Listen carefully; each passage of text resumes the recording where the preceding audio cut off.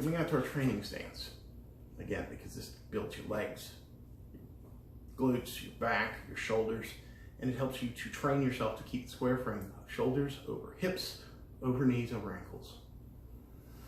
Yes, your feet do separate slightly, so the line that you're worried about is this way.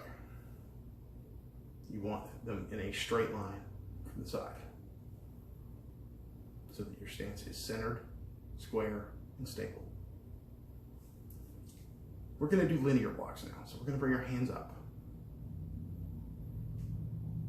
These linear blocks will cover the same areas as the circular blocks we've already done, but they are quicker and they are straight in line. So we're going to take them, and you're going to come up. You're going to make your block with the wrist and upper part of the arm. And you're going to come down. The contact point here is the lower part of the wrist and mostly this meaty bottom heel of the hand. So we're going to come up.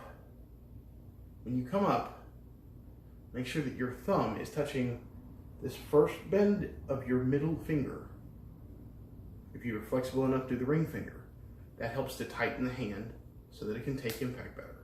If you just loose hand this, you have risk of damaging bones, tendons, blood vessels, all of this stuff in the top of your hand if you're just a little bit off. So making this contact point helps to tighten the hand up. Just enough for some protection. It's not really all that hard, but it's just for some protection.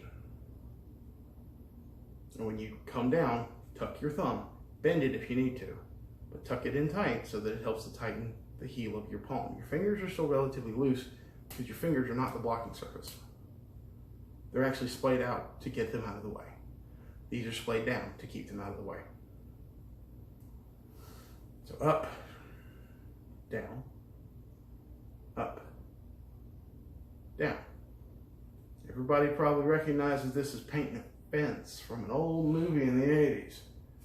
The difference is that in that movie, he's using his whole arm, and we are not. We are keeping our elbows close to us and only bringing this up to about eye level, because deflection is what it is, and eye level is almost guaranteed to keep you from getting hit in the face. If there's something coming down at you, that's a different block setup, and we'll worry about that one later. But for here, you want to keep this relatively close, because the closer your upper arm is to your body, the stronger it is, the more stable it is. This makes a better impact than that. This makes a better impact than that. That's got a good dropping thing to it, but this is a more controlled block.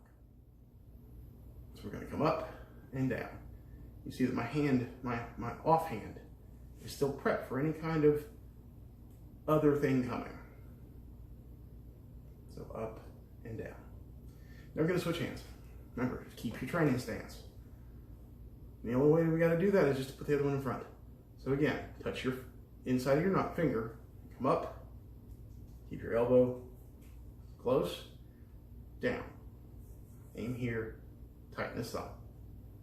Up, down, up, down, up, down.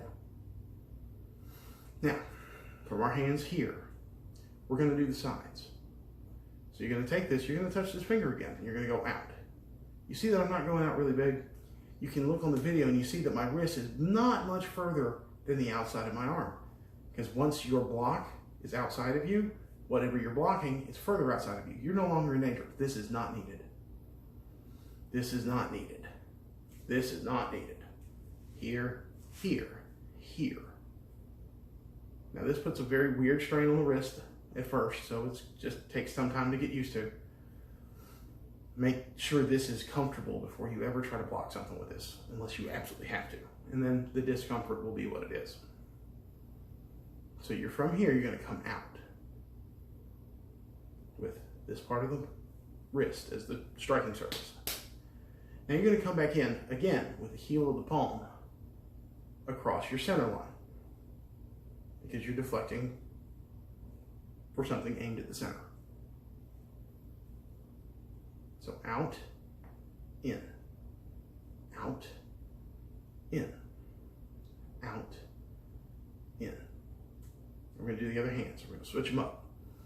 Out, in, out, in.